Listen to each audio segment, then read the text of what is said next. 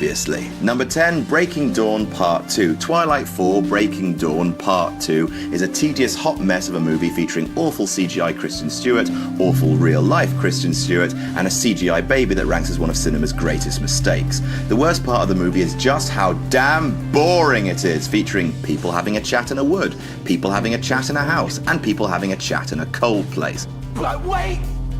There's more! A gigantic vampire on vampire, werewolf on vampire burly brawl happens at the end, and it's brilliant. Seriously, Dakota Fanning gets fed to a wolf, a dude punches a giant ravine into the ground, Michael Sheen gets his head pulled off. It's a gloriously bizarre 10 minutes of utter nonsense. Sure, it turns out to be a hallucination at the end, but considering that the book ends with people having a chat, the fight scene was a hugely welcome twist in an exceedingly dull movie.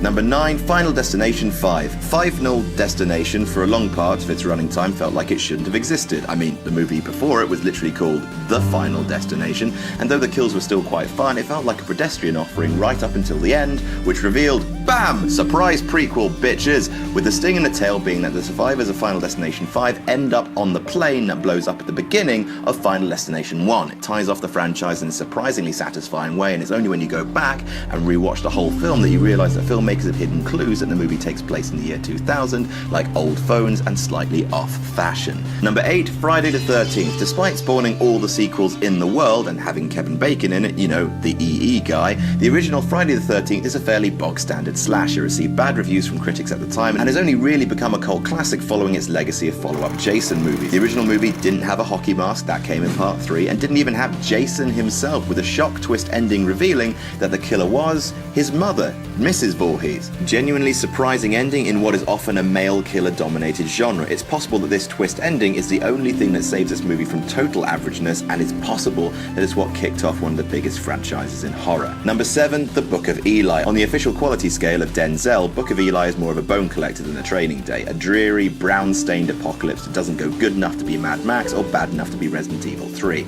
And then the ending happens. It turns out that Eli has been blind all along, and that the precious Bible he's been shepherding this whole time has all been in Braille. It's a bonkers twist that, like all great movie swerves, makes you reevaluate everything that's come before it, and suddenly elevates Denzel's previous badassery from half-cooked to full-on Jedi. Number 6, Ender's Game. Ender's Game is a classic 80s sci-fi novel from classic 80s homophobic asshole Orson Scott Card. It recently got turned into a fairly pants movie that just seemed to be about teenagers in a sci-fi military academy for the whole damn flick. It looked as boring and as bored as this picture of Harrison Ford. Han Solo dies. However, they kept the ending to the original tale, and that's still a killer. See, Ender is a kid who runs combat simulations against an alien race called the Formic and wipes them out as part of his final exam. You know, like SATs, but with more callous sacrificing of fleets of your own men. However, at the end, it's revealed it's not a test. The simulations are real and the aliens really were wiped out by Ender. Oh, and sending most of his own side's fleet to their deaths? Yeah, that was real too. In terms of stings in the tail,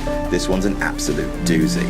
Number 5, Dead Silence. This one's stupid, but a shining example of how something stupid can become an art form.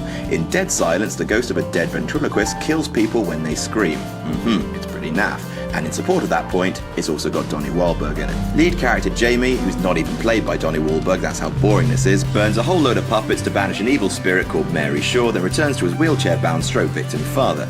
Turns out that the evil ventriloquist spirit is actually possessing his dad's trophy wife, and that she killed the dad ages ago, and she turned him into this flesh puppet which she operates remotely and throws her voice to become the old man to fool Jamie into thinking he's talking to his dad when he's not. It's a hollowed out mechanical puppet. It's the maddest thing in the world. It's a twist so utterly crackerjack that it's hard not to respect them for it, and it makes an otherwise forgettable movie memorable. Number 4, Sleepaway Camp. The She's Got a Penis twist is one with a surprisingly bulbous cinematic legacy. It's featured in The Crying Game, Ace Ventura Pet Detective, and before either of those, in a slasher flick called Sleepaway Camp. You won't be coming home. The film is about Angela, who's traumatized after the deaths of her twin brother Peter and her father. She's sent to sleepaway camp where one by one everyone starts dying.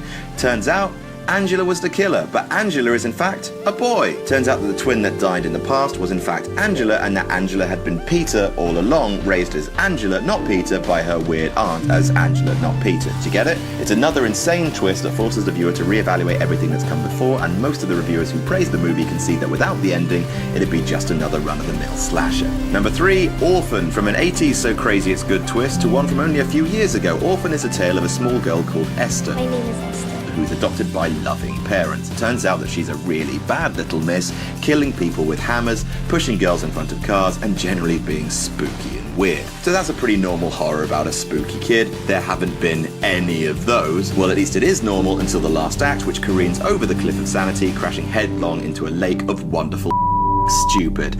Turns out Esther is not a child, but a 33-year-old murderous dwarf who makes a habit of getting herself adopted by families and then killing them. Well, hello, movie. Where have you been for the last boring hour? It's utter dribbling lunacy, but hey, at least it's something to talk about. Number 2, Saw 2. There are 7 Saw movies. Saw 1 is a good movie. Saw 6 is a good movie. And that's about it, but Saw 2 has a bloody cracking twist to its name. The Saw movies are a spider's web of increasingly complicated schemes by an increasingly dead killer called Jigsaw. The saga, and at 7 films with one overriding plot, I guess it is a saga, is full of betrayals, twists, convoluted silliness. Pretty much every movie ends the same way, with a new piece of previously unknown information throwing everything the audience knew about the film set up on its head. In Saw 2, Donnie Wahlberg, hey, welcome back, is looking for his son, watching via CCTV as his teenage boy and a bunch of other idiots get picked off in a house by Jigsaw's parlor games. Turns out, surprise, the CCTV feed isn't live, and his son has been in the same room